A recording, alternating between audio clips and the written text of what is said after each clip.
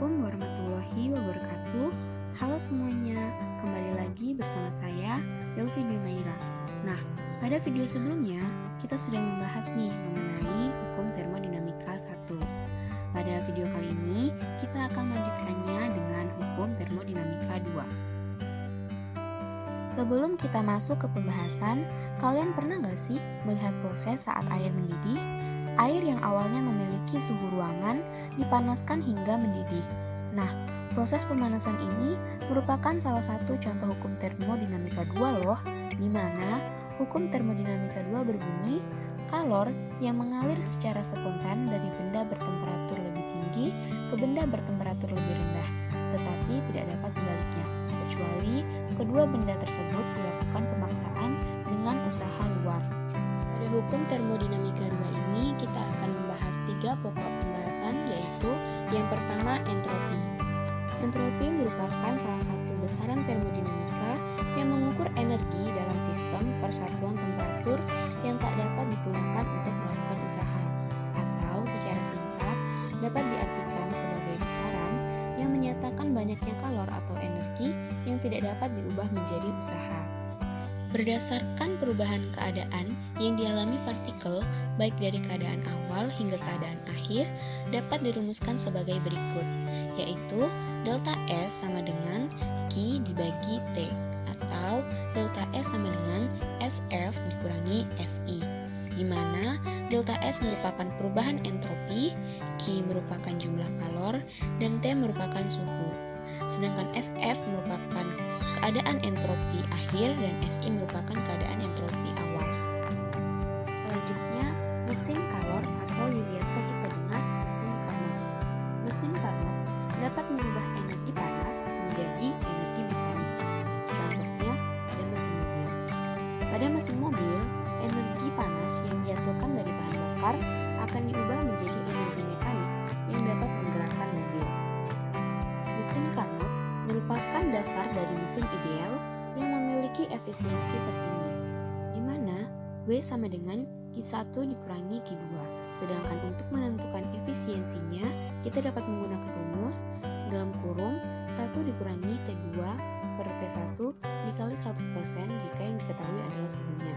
Kemudian jika yang diketahui adalah kalornya, maka kita dapat menggunakan efisiensi sama dengan dalam kurung 1 dikurangi Q2 per Q1 dikali 100%, di mana W sama dengan usaha, Q1 sama dengan kalor awal, dan Q2 sama dengan kalor akhir. Efisiensi adalah efisiensi dari mesin kalor, kemudian T2 adalah suhu akhir, dan T1 adalah suhu awal. Kemudian pembahasan yang terakhir yaitu mesin pendingin.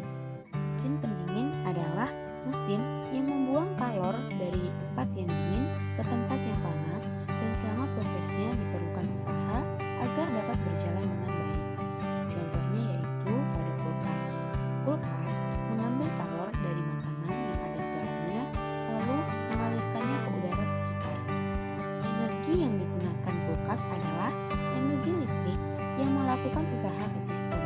Oleh sebab itu, permukaan atau bagian samping kulkas akan terasa hangat. Rumus mesin pendingin yaitu Kp sama dengan Q2 per W. Jika yang diketahui adalah kalor, maka Kp sama dengan Q2 per Q1 dikurangi Q2.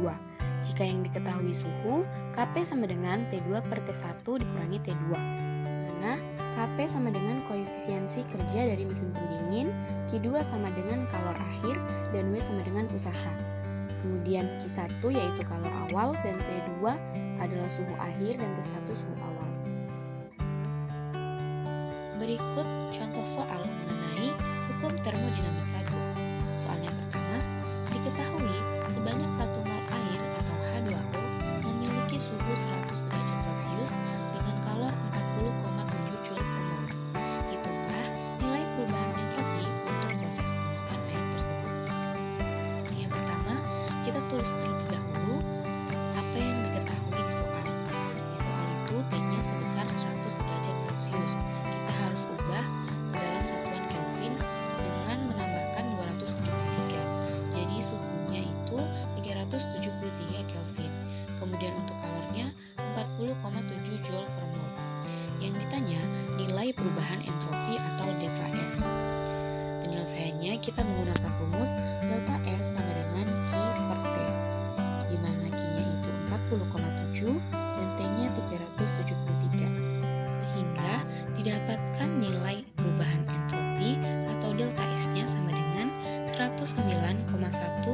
Joule per Kelvin mole.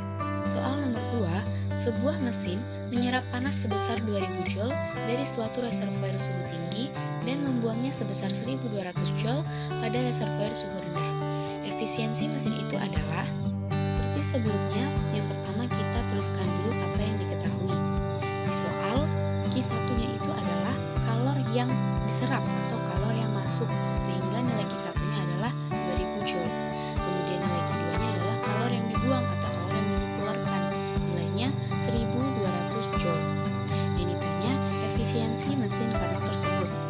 Nah, kita dapat menyelesaikan soal ini menggunakan rumus efisiensi sama dengan dalam kurung 1 dikurangi Q2 per Q1 dikali 100%, di mana nilai Q2-nya tadi adalah 1200 dan nilai Q1-nya adalah 2000.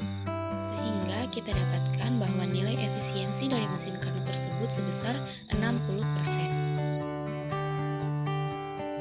Baik, sekian video dari saya. Saya mohon maaf apabila ada kesalahan dan saya mengucapkan terima kasih bagi yang sudah menonton.